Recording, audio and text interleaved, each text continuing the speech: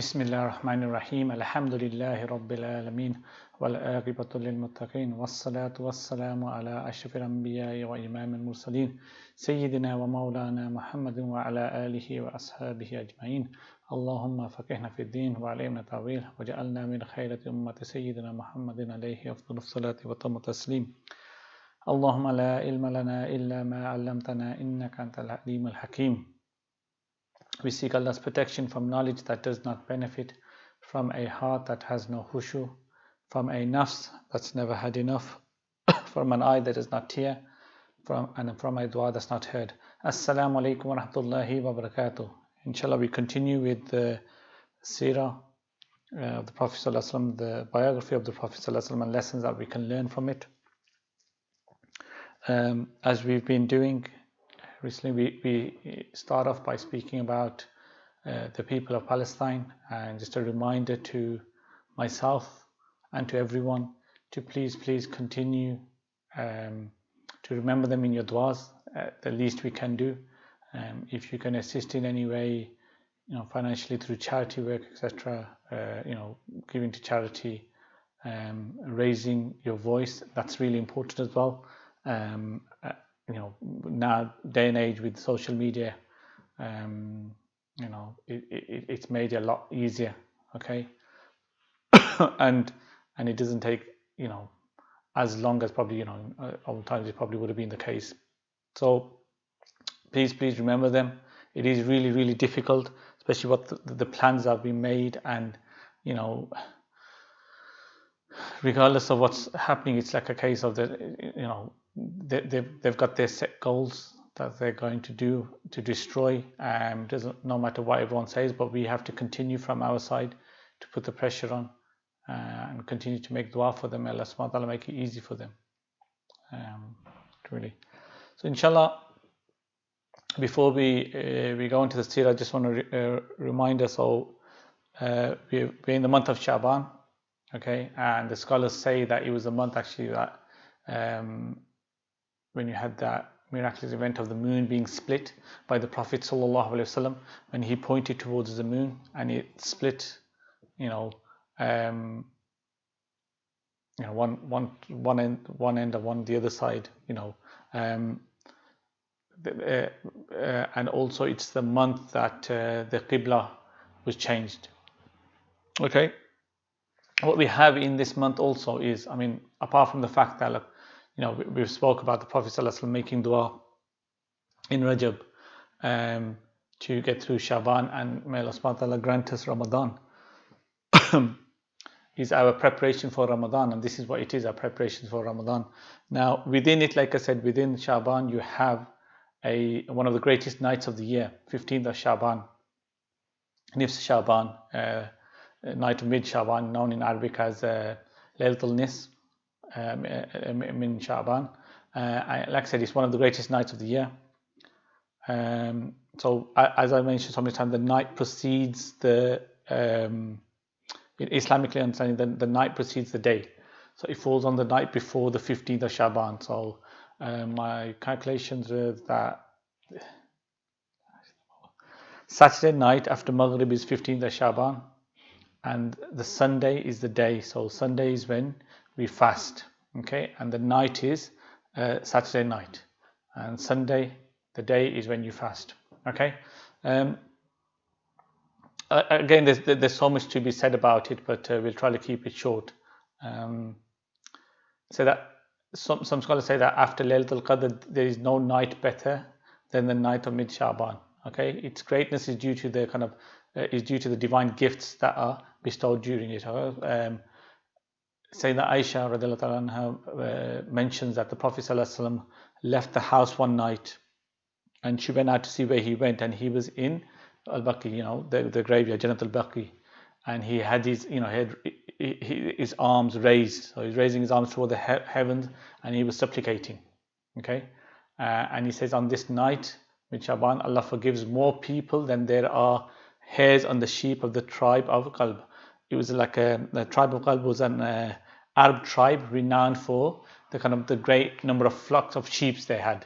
Okay, so he Sallallahu also said Allah subhanahu wa ta'ala gazes upon his creation on the night of mid-Shaban, and he forgives his slaves except for two types. Okay, those who attribute partners to Allah subhanahu wa ta'ala, and those who have so those like kind of in bad about their fellow Muslims. Okay.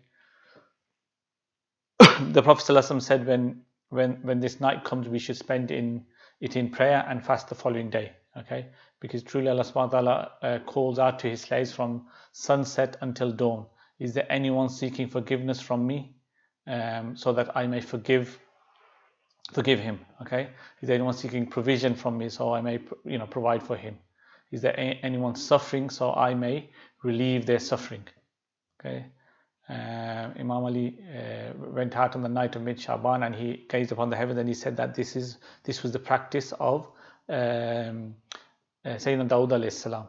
Okay, Sayyidina Dawud alayhi salam. And it's like anyone calls Allah subhanahu wa ta'ala at this time, Allah subhanahu wa ta'ala answers him, and if anyone seeks his forgiveness, Allah subhanahu wa ta'ala forgives him.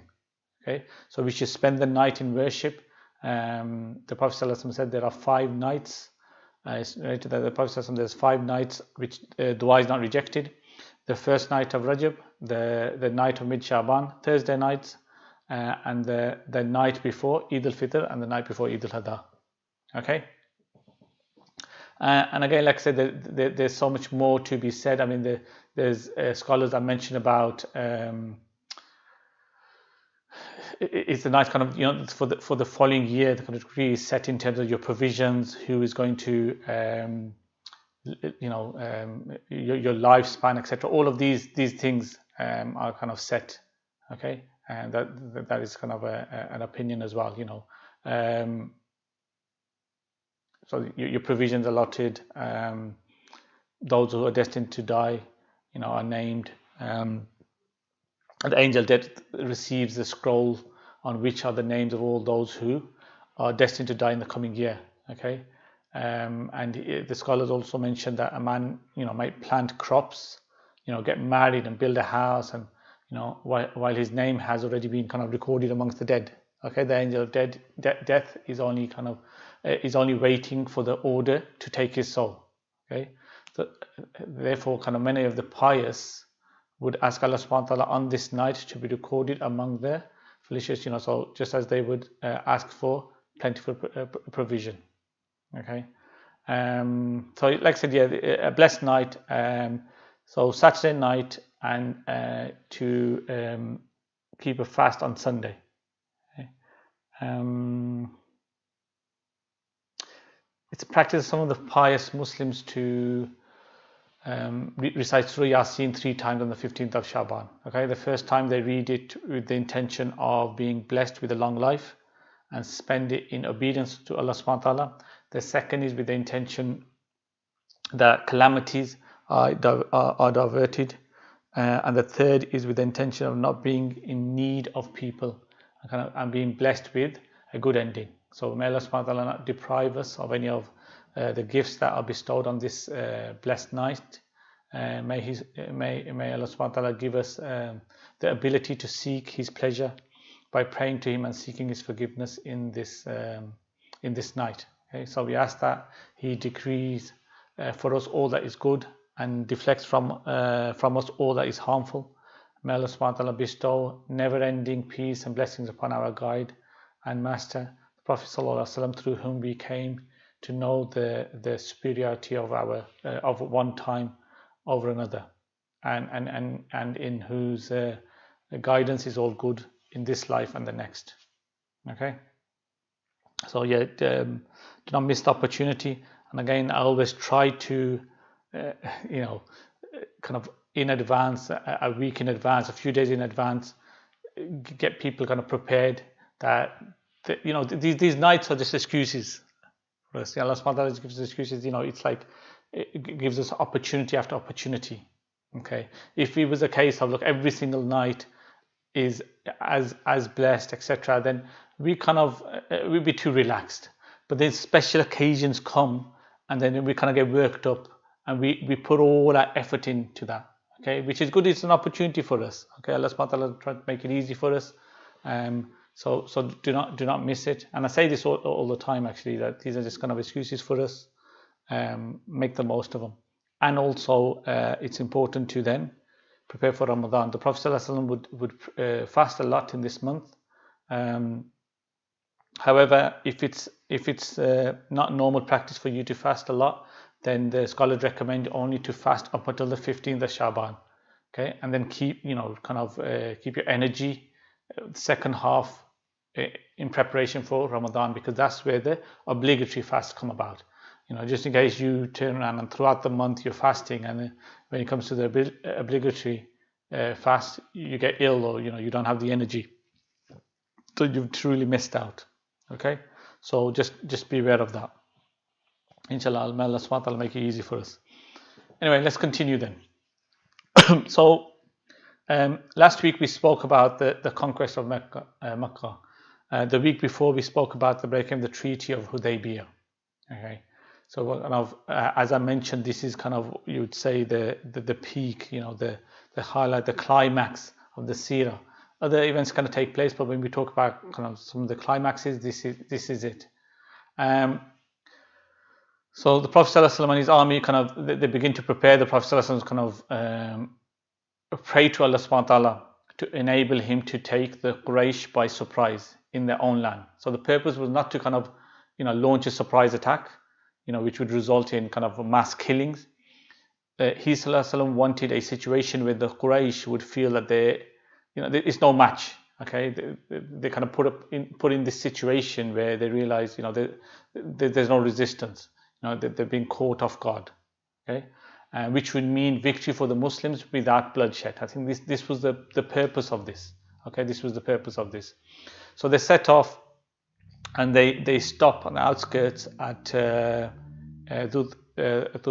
So let me just show you what's known as Bir Tuwa, which Bir is basically meaning well, the well of Tuwa. I'll show you some pictures. It's on the outskirts.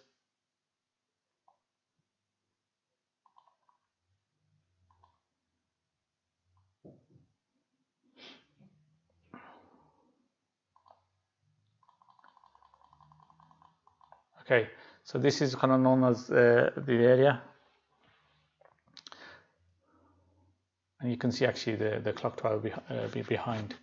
Obviously being so tall, that's why you can see. So this is on the outskirts, and this is where the Prophet ﷺ stopped. Okay, this is where he rested. He spent the night.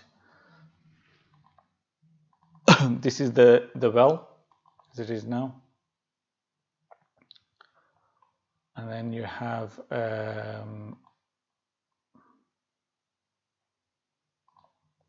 this an old picture where there used to be a masjid, but the masjid's been now demolished, and the masjid has been demolished, and the well is just the wells there. Okay, so the Prophet ﷺ reported that the Prophet ﷺ spent the night here before entering Makkah, and he took a bath, ghusl, and made wuzu using the water of this well. Let's go back. Sayyidina Abdullah ibn Umar who did, he did not enter, and we used to copy everything related to the Prophet ﷺ, so he would not enter Makkah without spending the night here until dawn. Okay, and when he would take a bath, make ghusl, and then entered Makkah in the morning. He went through this practice because he's seen the Prophet ﷺ did this. Okay, like I said, there was a mosque here where the Prophet ﷺ prayed, but it's been demolished, and the well is still there. Let me just show you. Actually, there was another picture as well, so you see the location.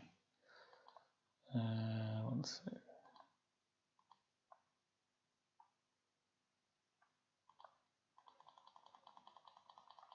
Okay, I'll try to show you like a live map as in Google Maps later on as well, with the entry of the Prophet ﷺ. So if you can see there, top left in red, the point, that's where it is. So that's where the Prophet ﷺ camped. He rested there. Before then they set off from there. Now, like I mentioned, the Prophet ﷺ made dua that he take the Quraysh by surprise.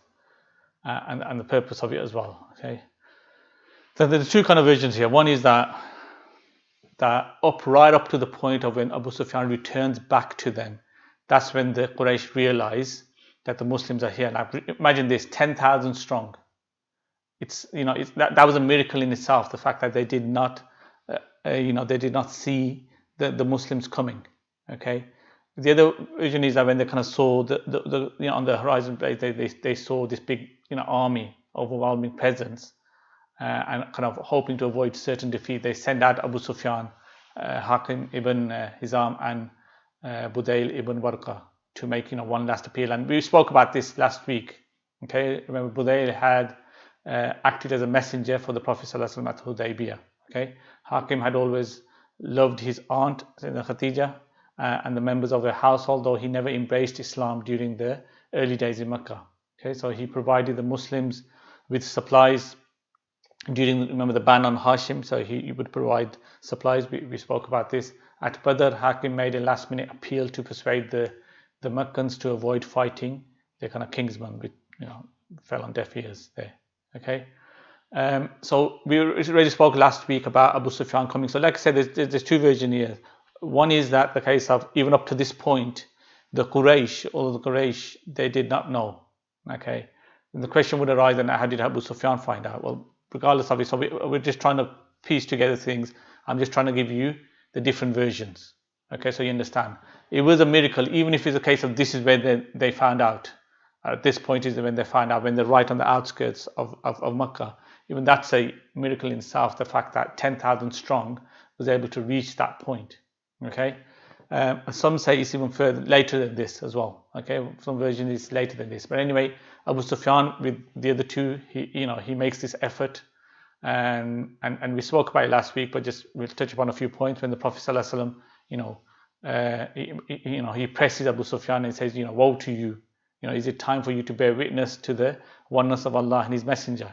Okay, the other two, Hakim and Budayl, they embrace Islam. Okay, they embrace Islam. However, Abu Sufyan asked for a little more time. Okay, he asked for a little more time, and then obviously the following day he witnesses how the companions are around the Prophet ﷺ, rushing to take the Quran, just even splashes of water from his wudu. When he hears adhan for Fajr, all of this is taken back. Okay, he's taken back. So one version is that that's when he then goes and he embraces Islam. Okay, the other version is that it's later on when he sees the army coming. I'll read from Martin Lings as well, and then I'll add in a few of my my own kind of commentary or whatever, my own views on the so entering Makkah, what you have is, on the one side you have the Ansar in charge, okay, Sa'd ibn Ubaidah. Okay, on the other, Muhajir in charge of Khalid ibn Walid, and in the middle was mixed. The Prophet ﷺ was amongst the middle. Okay, so you can see from that map, and I'll show you again in a bit how they came. So one version was that Khalid was leading all 10,000, and he was followed by Zubair ibn Awwam at the head of 500 Muhajir and others. Okay, so remember, Zubair is the Prophet ﷺ's first cousin through his aunt Safiya. Okay, and after migrating to Medina, he married Asma bint Abi Bakr. Okay, he was one of the first to embrace Islam, and for 20 years has been a kind of a constant source of support for the Prophet ﷺ. Okay, Sayyidina Zubair is also one of the 10 whom the Prophet ﷺ promised paradise. Okay, so what I'm going to do now is, obviously I'm going to read Martin Lings as well. He puts it kind of nicely.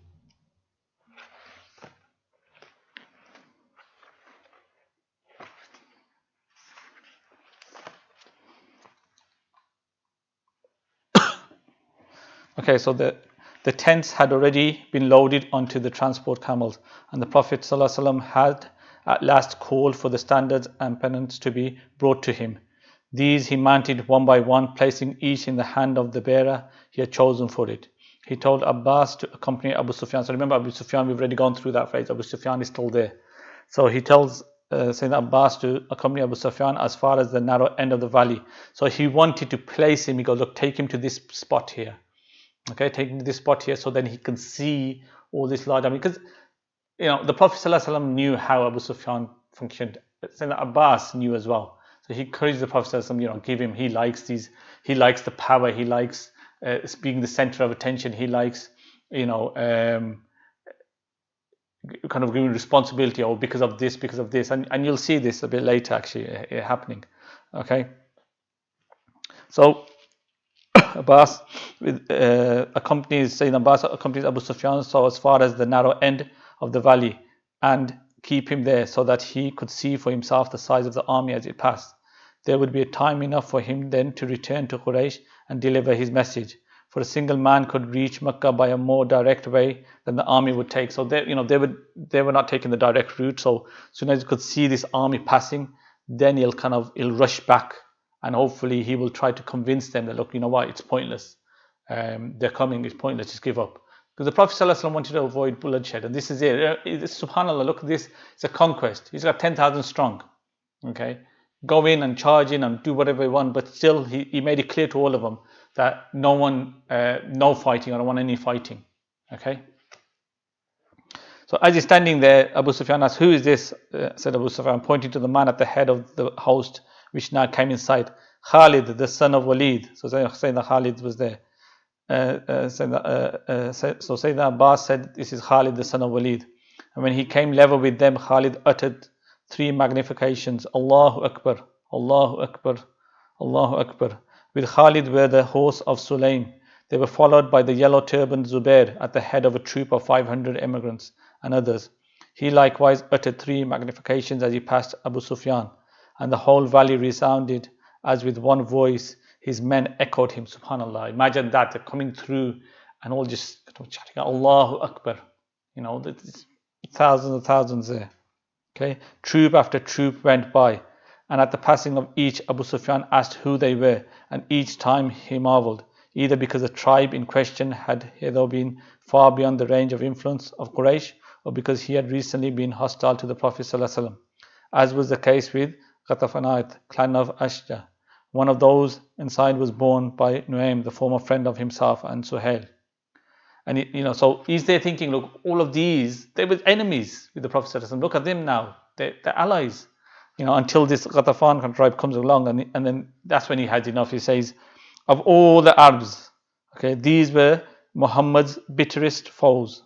God caused Islam to enter their hearts, said Abbas. All this is by the grace of God. So even the final had, even them, they were the worst, the bitterest enemies. Even them, they've joined. Okay. So again, I'm going to say it again later on as well, that put yourself in that situation. We already know what's happening. Okay, we already know what's going to happen. But I want you to put yourself in that situation. Imagine, look at all this process that we're going through. Look at where they're going to as well. Look at how those people have been treating them up until this point. Okay, but look at how the Prophet ﷺ is entering Makkah. Okay, look how he's entering Makkah. The last of the squadron was the Prophet ﷺ's own, consisting entirely of emigrants and helpers. The glint of their steel gave them a greenish-black appearance, for they were fully armed and armoured, only their eyes being visible. The Prophet ﷺ had given his standard to Sa'd ibn Ubadah, who led the van. As he passed the 2 men at the side of the route, he called out, "O Abu Sufyan, this is the day of slaughter, the day when the inviolable shall be violated, the day of God's abasement of Quraysh." The Prophet ﷺ was in the midst of the troops mounting on Qaswa. On either side of him were Abu Bakr and Usayd, with whom he was conversing. So, one of the standards was given to Sa'd, and as he goes past, actually, one of the things that happened before this, Abu Sufyan, when he sees all this, he says to Sayyidina Abbas, "Oh Abbas, the kingdom of your nephew," he says, your kingdom of your nephew has become so great. And Sayyidina Abbas replied, "This is not a kingdom, it's prophethood." Okay. Again, look at the way Abu Sufyan thinks.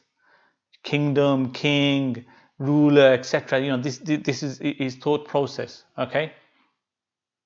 So then what happens is Sa'd says, it comes, because again, imagine what these lot have been through. Okay, the humans here, they've been through so much, and they're thinking, you know what, now we'll show you. Okay, look how much suffering that we've had because of you guys up to this point. You know, even after treaty after treaty, even after we've given opportunity after opportunity, still look what you guys are doing. Okay, remember when Abu Sufyan was, he went, Sayyidina Umar wanted to kill him. This is Abu Sufyan, you know, the greatest of our enemies. Okay, the greatest of our enemies.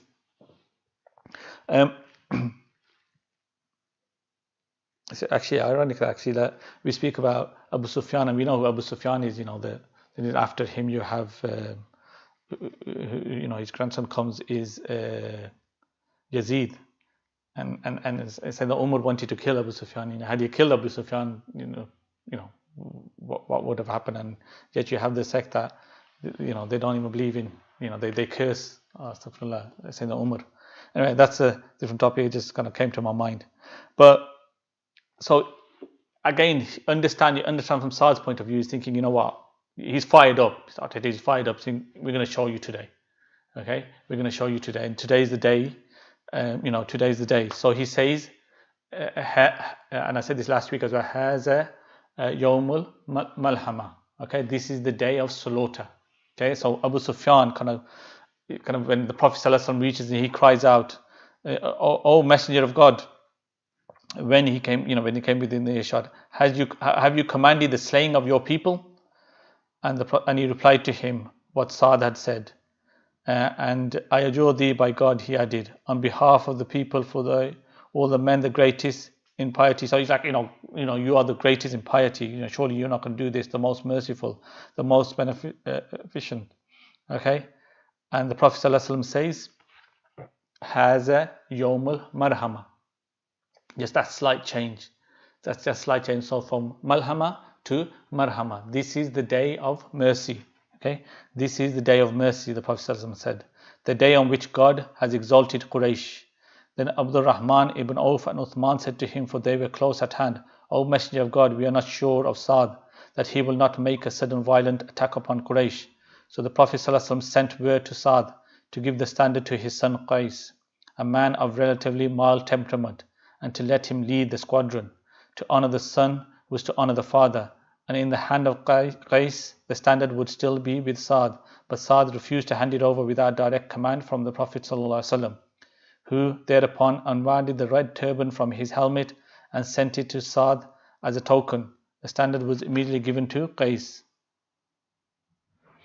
So what happens is, the Prophet ﷺ straight away, no, that's not the case. So, today the Quraysh should be, the Prophet ﷺ response was that, no, this day is of compassion.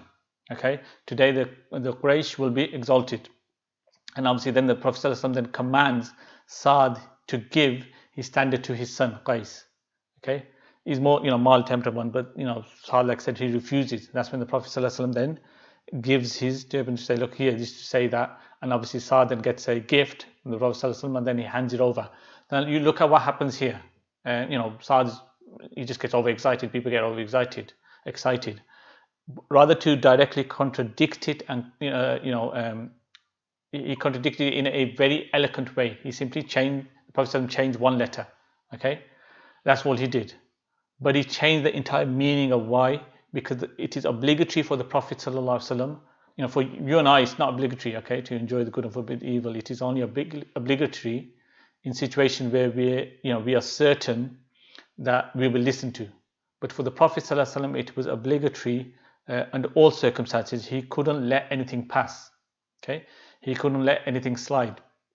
If he saw something or heard something that was contrary to the Sharia, it was obligatory for him to say so. And this is the reason that part of the Sunnah of the Prophet ﷺ is what he allowed. Okay, not just what he did, what he said, but what he allowed as well. Because if he allowed it, it means it's permissible. Minimally, meaning it's permissible, because the Prophet ﷺ was there, he allowed it, he did not speak up. Okay, so he made it very clear. But then the second thing he did was that he took the standard away from Saad, because his concerns, Saad's a bit hot-headed. So he doesn't want, there's 2 points here. Okay, he didn't want them to kind of, start to attack people and so forth.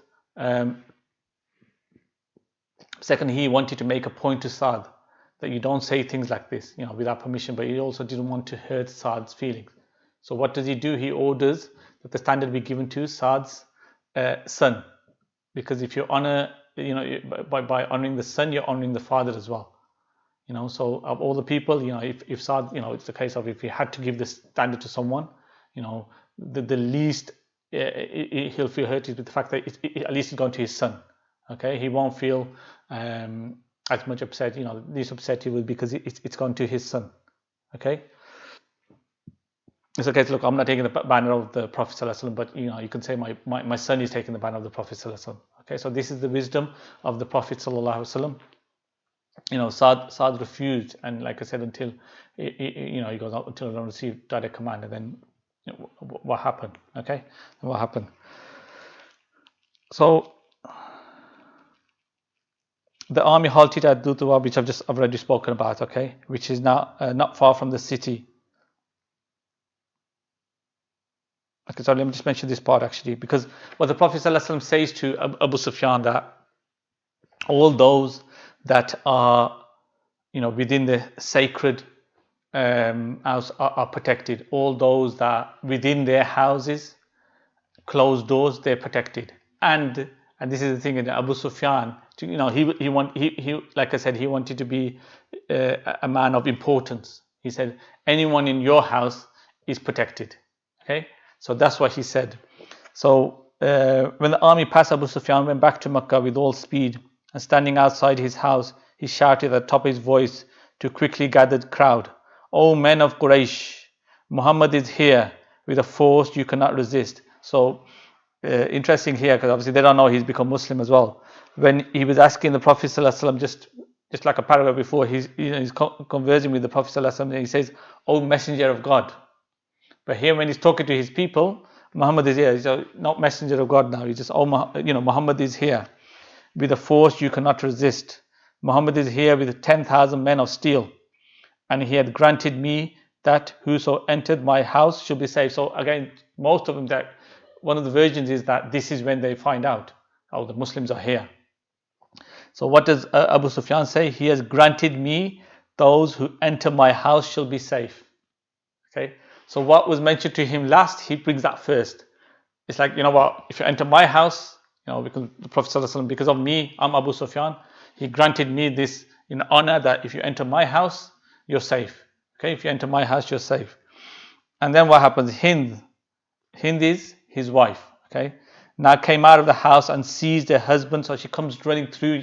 First of all, she wouldn't believe all this kind of what the rumors going around. But then when she comes out to see herself, she goes through the crowd and she goes to grab her husband. Okay, and starts to swear at him. Like really, really badly swear at him.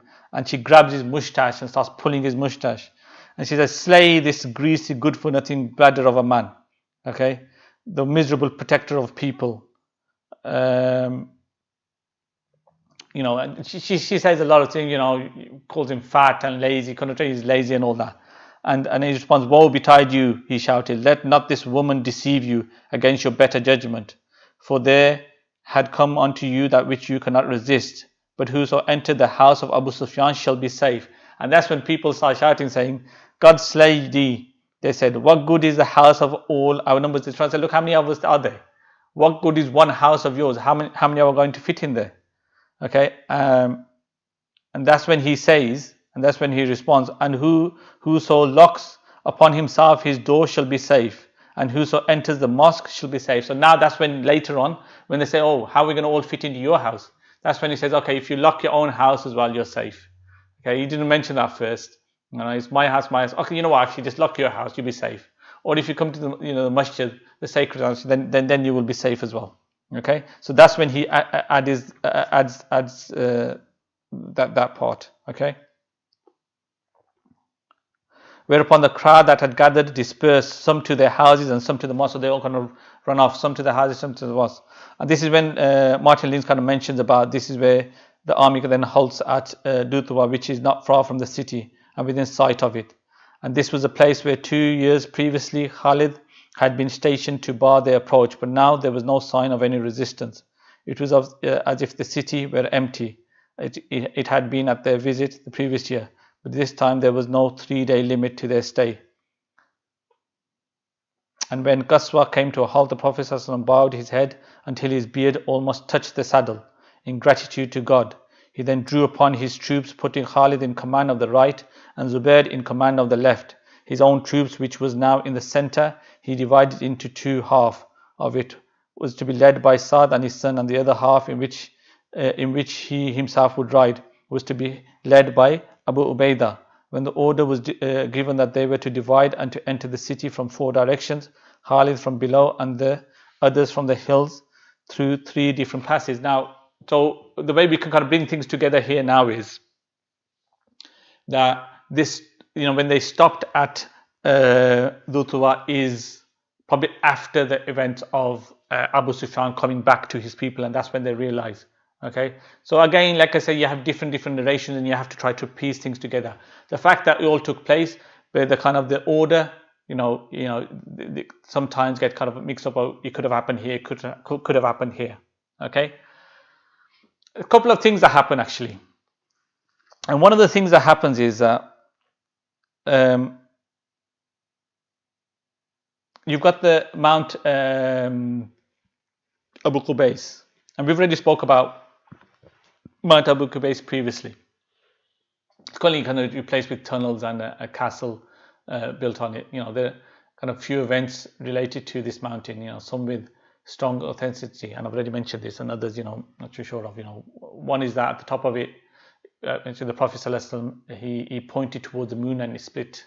Okay, the Hajar Aswad was kept on this mountain to protect from floods, and then given back to Prophet Ibrahim al-Islam as Angel Jibreel al-Islam gave it. Okay, and according to some, Prophet Adam al-Islam passed away at the foot of this mountain, hence is buried there. Okay, and like I said, we've already mentioned this. Okay, we've already mentioned this. Let me quickly show you.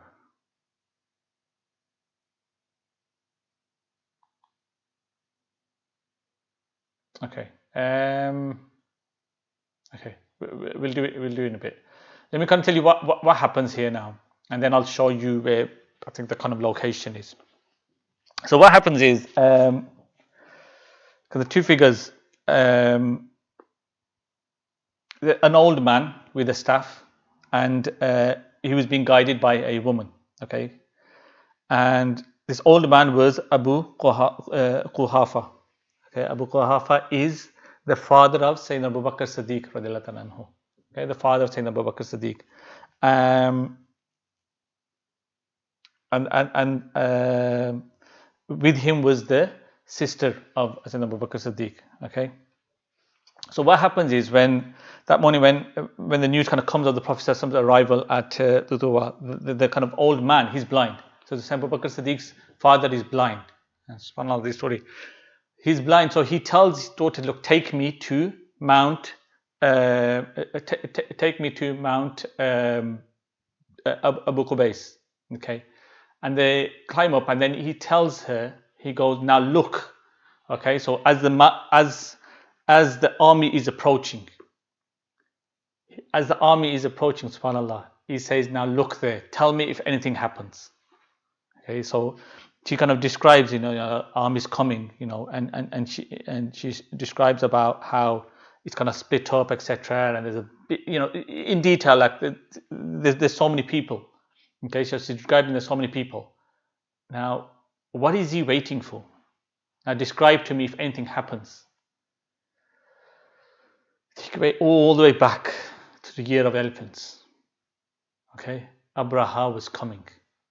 You can even say like this kind of same, according to them guys, it's the same scenario here. Okay, someone's coming to raid the Kaaba. Okay, big massive armies coming. Okay, they went rushing to the mountains. What are we going to do? And at that time, Allah subhanahu wa ta'ala destroyed the army. So this old man who remembers that, obviously a lot of them remember that, but that time he was a bit more healthy. He's waiting, is something going to happen? Okay, he's waiting, is something going to happen? Are the birds going to, where are the birds? Where are the stones? All right, to destroy them, where are they? And as his daughter's describing, Nothing's happening. They're just coming. And that's when he says, okay, that's fine. And that's when he decides to become Muslim. Because he says, look, this is a person of God. The fact that he's allowed to come, meaning he's a person of God. Like he is the prophet. Okay. Otherwise, Abraha was destroyed. So subhanAllah, look at this. The birth of the Prophet ﷺ, and now the conquest of Makkah. Okay. Look what's happening. Okay. 60 odd years later. Look what's happening. And he's waiting for this. Look what's going to happen. He's waiting. Is something going to happen? Something, it's like telling himself, you can almost say he's like, was I on the right path? Okay, am I right in basically not become Muslim? Am I right? And then nothing happens. No. He is the Prophet. Okay, he is the Prophet. So I'll just quickly hear Qurayba. Qurayba was, the daughter. So Qurayba described what she could see as a dense mass of black, and he told her that those who were the horsemen drew up in close formation, waiting for orders. Then she saw the black mass spreading out until it became 4 distinct divisions, and her father told her to take him home with all speed. Okay. What actually happened? So that's one of the events that kind of take place. Okay. Another thing that takes place is you have this, what you call, I wouldn't call this a battle, but just like this small kind of skirmishes kind of thing, a little here and there.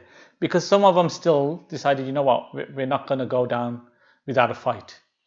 So on that same mountain, Ban Qubays, you had the likes of Ikrimah. Okay, Ikrimah, Abu Jahal's son, who's not become Muslim yet. Okay, Ikrimah, and he gathers a few people. Okay, he gathers a few people and says, we're going to charge. Okay, so with him, and they charge down from the mountain to attack. Okay, they attack Sayyidina Khalid's men, but are kind of quickly dispersed. And you have the likes of, with him was Suhail, Suhail kind of retreats to his house in Makkah, while Ikrimah and Safwan flee to the coast. Remember, Safwan is the one who insisted that the Messenger ﷺ remove, he remove, the messenger on the Treaty of Hudaybiyah. Okay, remove messenger on the Treaty of Hudaybiyah. Okay, so let me just quickly show you this, because I'm trying to picture it. And again, what I want you to do is to understand the situation at that point, what people were thinking, etc.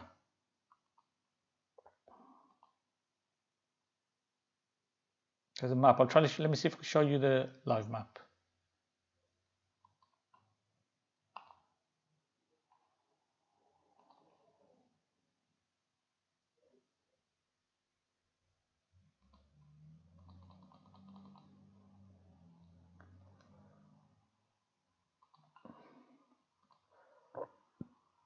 So we've already seen the well, at the top left.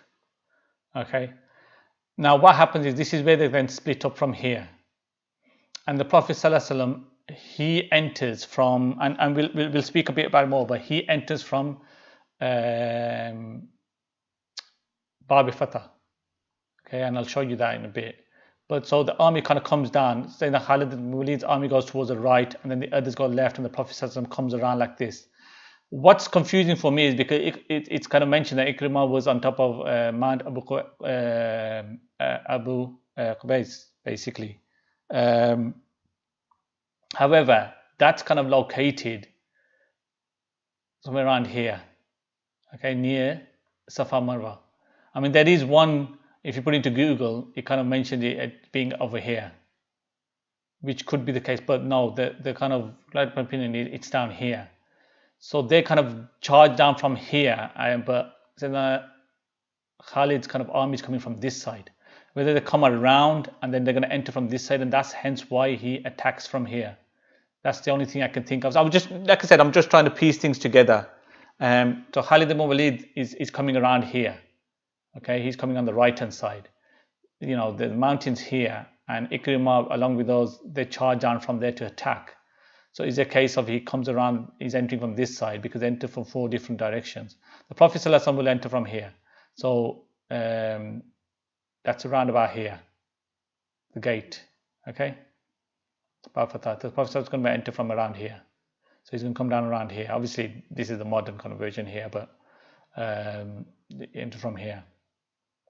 But yeah, you could. It's just to give you an idea how they entered. Okay, how they entered Makkah. So that was it. You have is. Let me just. This takes up too much.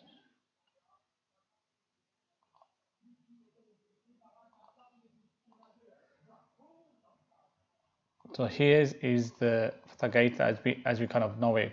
Well, they keep changing it, but here it is. Okay, so this is where the Prophet ﷺ, according to opinion, that's where the Prophet ﷺ entered from.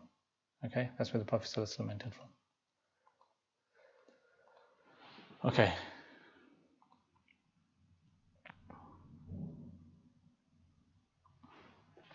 So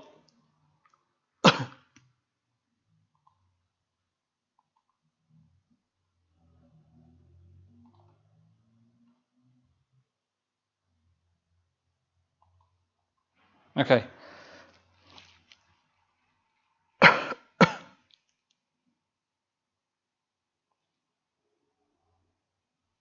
So the fight was almost at an end when the Prophet ﷺ entered through the pass of they got into Upper Makkah.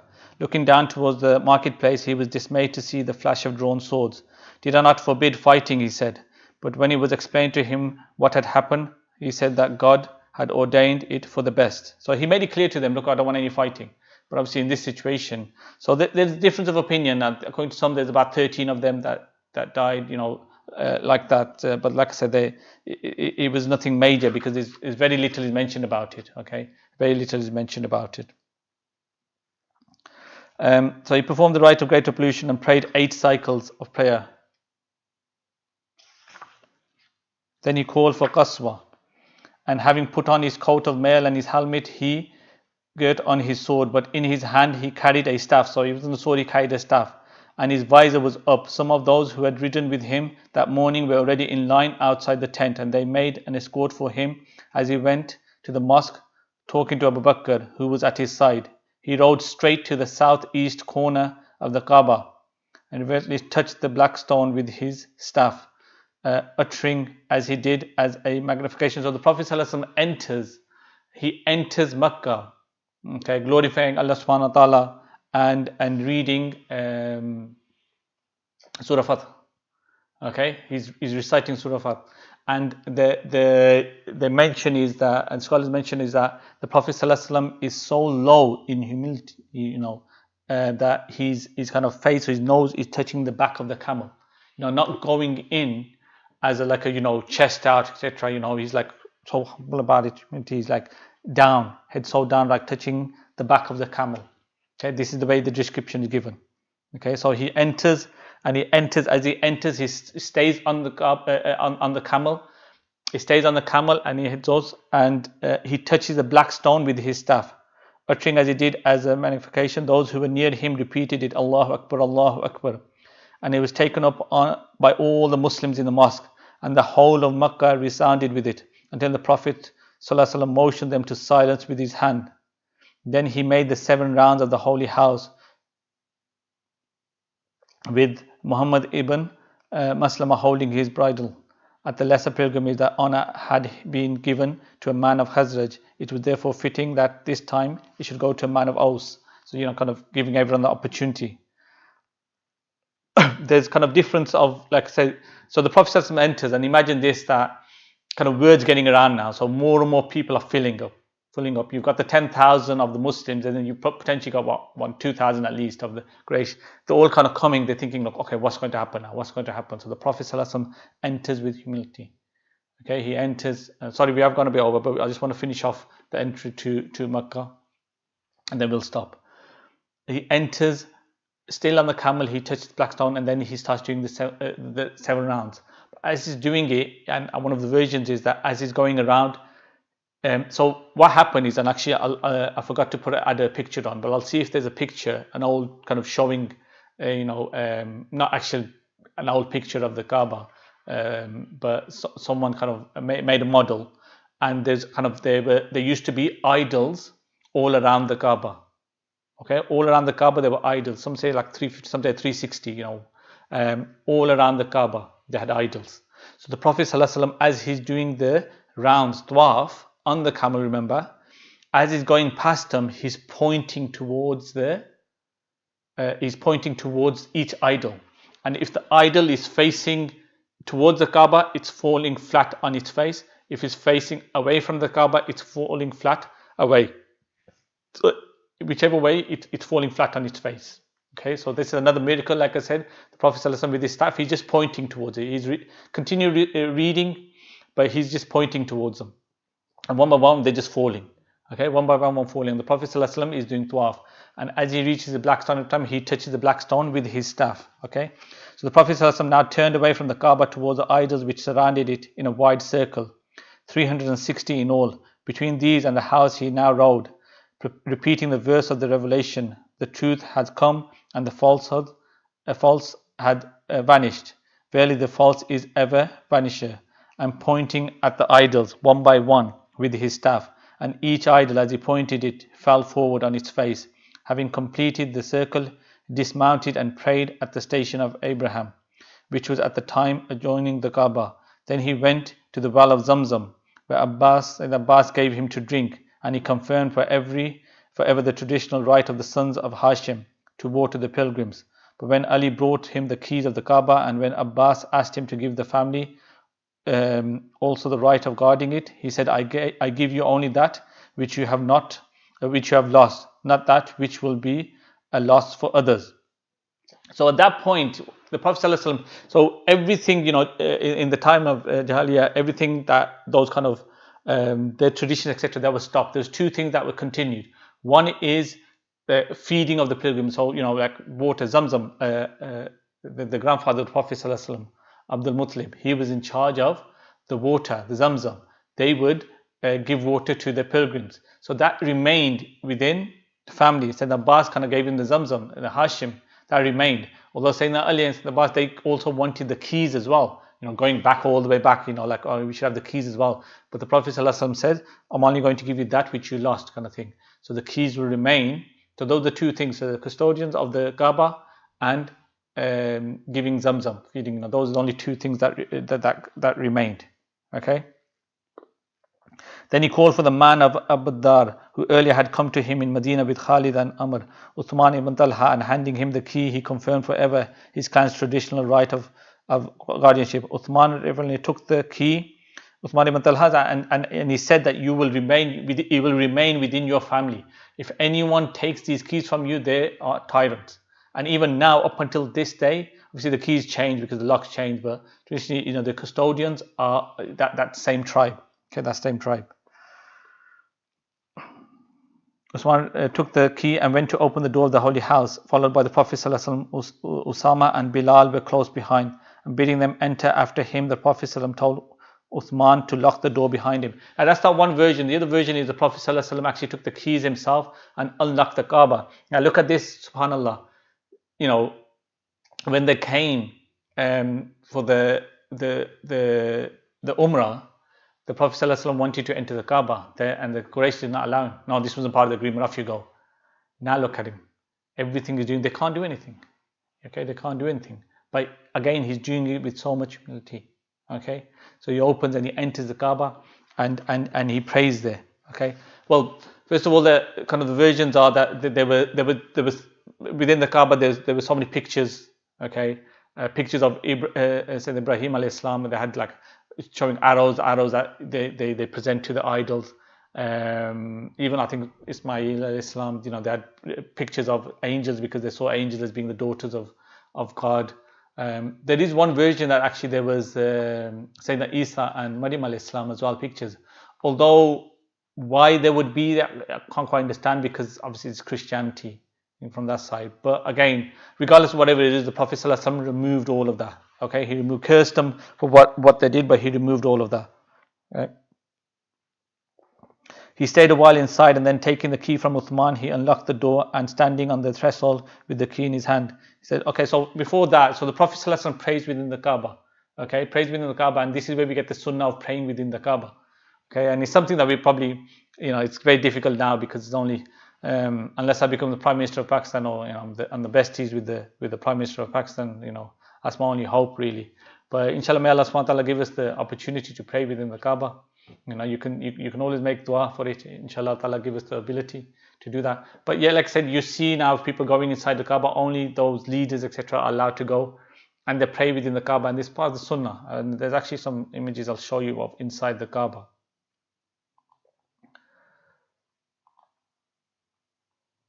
So this is the first one. Okay, so you can see from down here, bottom left, that's where the door of the Kaaba is.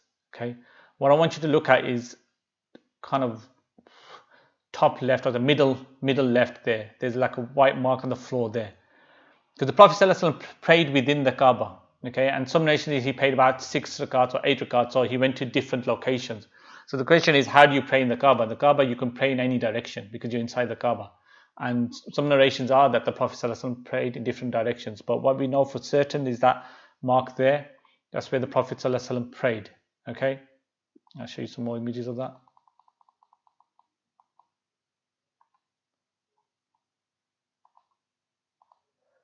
Okay, so that's the door of the Kaaba that they enter from. So if you can see on the right hand side, that mark, that kind of masala shape on the floor, that's where the Prophet ﷺ prayed. Okay, later on he was asked, Bilal was asked, and he mentioned this was the location that the Prophet ﷺ prayed. One final one, just a close up of that particular picture. There you go.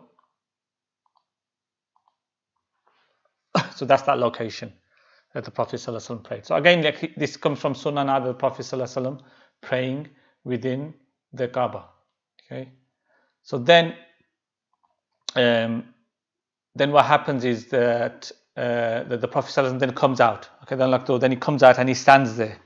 Okay, he stands there, and again, put yourself in that situation, subhanallah. Okay, the Prophet ﷺ now come out the Kaaba. All of them are standing, like you've got the Muslims, but then you've got all the Quraysh as well, and saying, what's going to happen? What's going to happen? They're still worried here. What's going to happen? Okay, the Prophet ﷺ stands, and he stands there and he said, "Praise be to God who has fulfilled his promise and helped his slave and rooted the clans he alone." The Meccans who had taken refuge in the mosque had since been joined by many of those who had at first taken refuge in their homes, and they were sitting in groups here and there, not far from the Kaaba. The Prophet ﷺ now addressed them, saying, "What say you, and what think you?" Okay, he's like, "Okay, what do you say now? What should I do with you?" Okay, what shall I do with you? Okay, putting it back onto them, what shall I do with you? And they answered, "We say well and we think well. A noble and generous brother, son of a noble and generous brother. It is, it is your command to command. It is yours to command." Okay. So he's saying to them, okay, now what do you say? After everything you guys have done, what shall I do with you? Okay. And even them, this is the time where, because of their arrogance, etc., they never were able to praise the Prophet ﷺ. But now the situation where they're praising him. They themselves are praising him. And they know they're going to get punished. They deserve to be punished. And they're saying, you are merciful, etc., but kind of show us some mercy, We're going to get punished. We deserve to get punished, but show us some mercy, etc. So, this one, you can, again, words don't do justice to all of this, this particular event that's taking place. Okay. And then the Prophet ﷺ spoke to them in the words of forgiveness, which according to the revelation, so Surah Yusuf, when the Yusuf Islam spoke to his brothers in Egypt, "Verily I say, as my brother Joseph said, this day there shall be no upbraiding of you, no reproach. God forgives you, and he is the most merciful of the merciful." Okay, he is the most merciful of the merciful. Okay, so he says, look, you're all forgiven. On this day, you're all forgiven. Okay. This is the conquest of Makkah, the Prophet ﷺ, how he entered the Kaaba. The place where you still remember when we finished the Meccan period, the Prophet ﷺ standing there turning back towards Makkah, turning back and saying, you know, I do not want to leave you. But you know, they're kind of, they're throwing me out. If I was not forced out, I would not leave you. He's back there now. As you can say ruler. I mean, it is just really look down. He's ruler. He's come with here, although he's walked in humility and everything. But this is it. This is the conquest. He's conquered it. But he's conquered it in which way?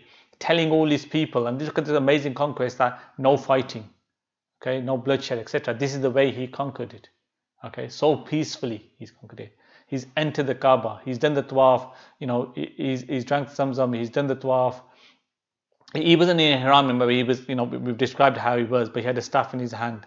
He entered the Kaaba, he's prayed there, he stood outside looking at all the people, you know, they're all like, you know, holding breath, what's going to happen now? And he says, you're all forgiven. Okay, you're all forgiven. SubhanAllah.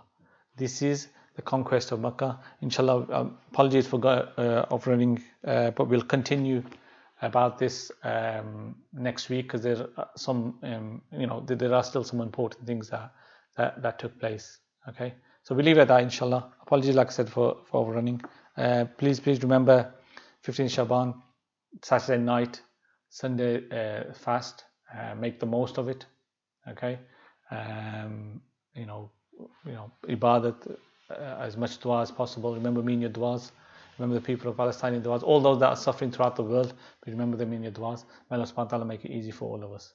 وصلى الله على سيدنا مولانا محمد وبارك وسلم وصلي عليه سبحان ربك رب العزة عما يصفون وسلام على المرسلين والحمد لله رب العالمين برحمتك يا أرحم الراحمين. السلام عليكم ورحمة الله وبركاته.